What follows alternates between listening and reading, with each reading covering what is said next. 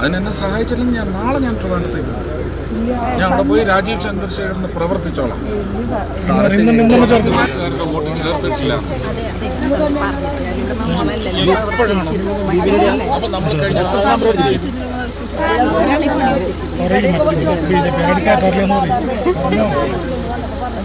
ഒരു കാര്യം കൂടി ഞാൻ പറയാം.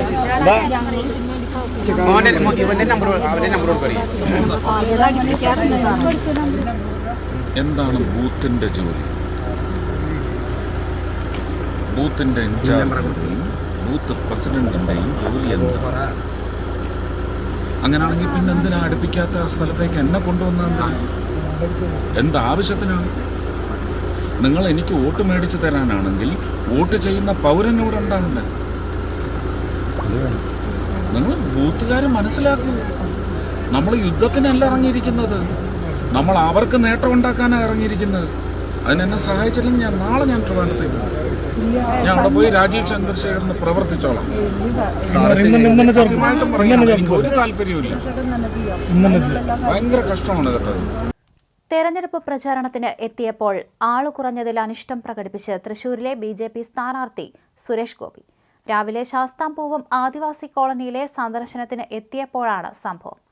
ആളുകളെ കാണാൻ സാധിക്കാത്തതിനും വോട്ടർ പട്ടികയിൽ പേര് ചേർക്കാത്തതിലും ബൂത്ത് ഏജന്റ് ഉൾപ്പെടെയുള്ള പ്രവർത്തകരെ സുരേഷ് ഗോപി ശകാരിച്ചു. അടുപ്പിക്കാത്ത സ്ഥലത്തേക്ക് എന്തിനാണ് എന്നെ കൊണ്ടുവന്നത്? എന്താവശ്യത്തിനാണ്? നിങ്ങളെനിക്ക് വോട്ട് മേടിച്ചു തരാനാണെങ്കിൽ വോട്ട് ചെയ്യുന്ന പൗരൻ ഇവിടെ ഉണ്ടാകണം. ബൂത്തുകാർ ഇത് മനസ്സിലാക്കണം. നമ്മൾ യുദ്ധത്തിനല്ല ഇറങ്ങിയിരിക്കുന്നത്, നമ്മൾ അവർക്ക് നേട്ടമുണ്ടാക്കാനാണ് ഇറങ്ങിയിരിക്കുന്നത്. അതിനെന്നെ സഹായിച്ചില്ലെങ്കിൽ നാളെ ഞാൻ തിരുവനന്തപുരത്തേക്ക് പോകും. അവിടെ പോയി രാജീവ് ചന്ദ്രശേഖറിന് വേണ്ടി പ്രവർത്തിച്ചോളാം.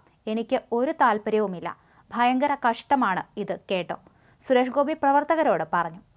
കോളനിയിലെത്തിയപ്പോൾ പ്രദേശത്ത് ആളുകളുടെ എണ്ണം കുറവായിരുന്നു. ഇതാണ് അദ്ദേഹത്തെ ആദ്യം ക്ഷുഭിതനാക്കിയത്. കൂടാതെ 25 പേരെ വോട്ടർ പട്ടികയിൽ ചേർത്തിട്ടില്ലെന്ന വിവരം അറിഞ്ഞതോടെ അദ്ദേഹം വീണ്ടും ദേഷ്യപ്പെട്ടു. സ്ഥലത്തെ ബൂത്ത് ഏജന്റുമാർക്കും പ്രവർത്തകർക്കും എന്താണ് ജോലിയെന്ന് അദ്ദേഹം ചോദിച്ചു. നോമിനേഷൻ നൽകിയിട്ടില്ലെന്നും താൻ തിരുവനന്തപുരത്തേക്ക് മടങ്ങുമെന്നും അദ്ദേഹം ഭീഷണി മുഴക്കി. ഇതോടെ ഇന്നു തന്നെ വോട്ടേഴ്സ് ലിസ്റ്റിൽ പേര് ചേർക്കാമെന്ന് പറഞ്ഞ് പ്രവർത്തകർ സുരേഷ് ഗോപിയെ അനുനയിപ്പിക്കുകയായിരുന്നു. വനിതാ പ്രവർത്തകരോട് ഉൾപ്പെടെയാണ് സുരേഷ് ഗോപി അനിഷ്ടം പ്രകടിപ്പിച്ചത്.